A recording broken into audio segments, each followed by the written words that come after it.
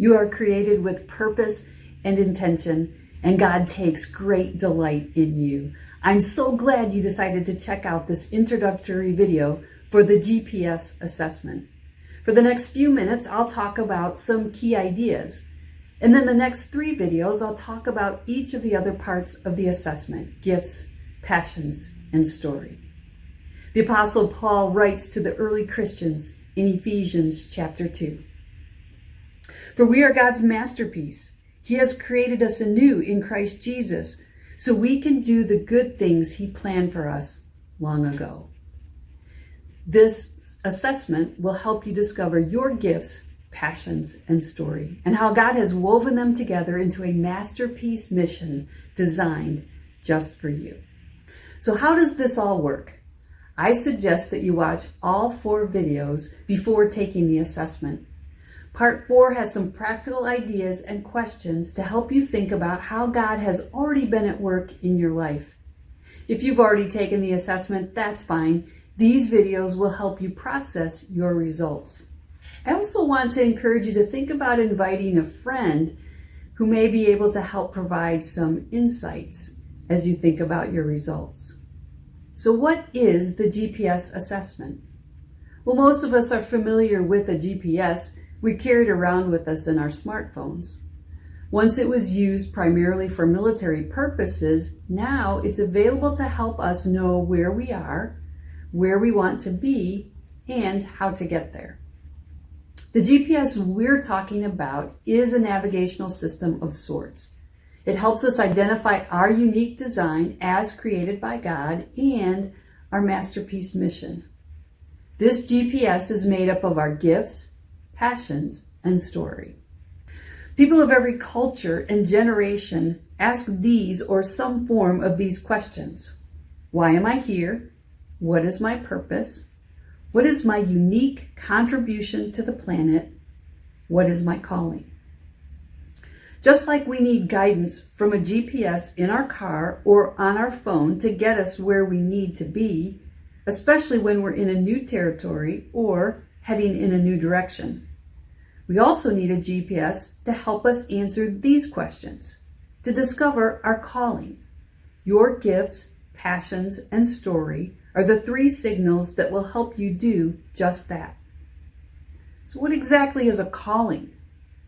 A calling is a strong inner impulse toward a particular course of action, especially when accompanied by conviction of divine influence.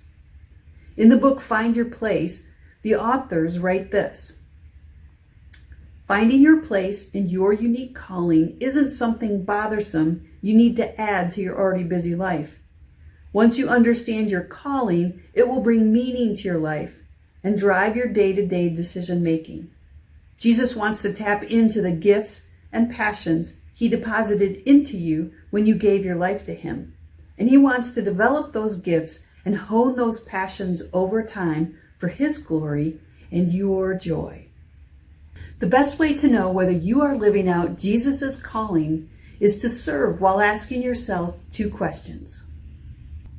Is God using my service to advance His kingdom and purposes? Do I experience joy, fulfillment, and a sense of purpose as I serve? If you're already serving someplace, that's great. If you aren't yet, where might you serve to begin answering these questions? Let's look at Ephesians 2:10 again. For we are God's masterpiece. He has created us anew in Christ Jesus, so we can do the good things He has planned for us long ago. You are a masterpiece, so you can do good works. The phrase, so you can do, from this verse, if literally translated, would be, in order that we might walk in them. The purpose of these prepared in advance works is not to work in them, but to walk in them. God has prepared a GPS path of good works that He will perform in and through you as you walk by faith. Your calling is the only pathway by which you will be able to live a fully God-empowered and God-saturated life. Mark Twain said this: "The 2 most important days of your life are the day you were born and the day you find out why." As we begin this journey of finding out why we are here, it is good to be reminded that we are fearfully and wonderfully made. The psalmist David writes, "I praise you because I am fearfully and wonderfully made. Your works are wonderful. I know that full well." From Psalm 139, verse 14. You are fearfully and wonderfully made. And in you, God placed wonder and purpose and meaning and good things for you to do. He delights in you and desires that you become all He has created you to be. Often we spend a lot of energy looking out there for our meaning and purpose, perhaps in our work or our relationships or maybe in a hobby. But at this time, you are invited to look inward to your unique design. GPS is going to take you on an inner journey before you go on an outer journey. And in order to do this journey well, you are going to have to stop looking for your calling out there and start looking in here, inside yourself, at who God has created you to be. As you take the assessment and talk with your friends and spend time praying, I want to encourage you to ask God to clarify your masterpiece mission. And here are a couple of suggestions as you do that. Talk to God about your excitement, your hesitations, your hopes and dreams, and your fears. And talk to your friends. Tell them what you're learning. Ask them for feedback, any insights they have, and to pray with you. As we wrap up this first lesson, I want to leave you with two thoughts.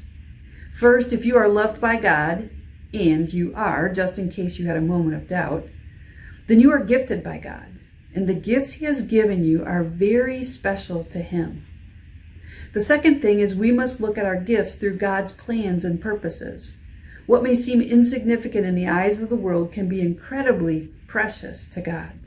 So what are gifts? How do I know which ones I have, and how do I use them? We'll talk about that next in part 2. Join me there as we continue to understand our unique design. I'll see you soon.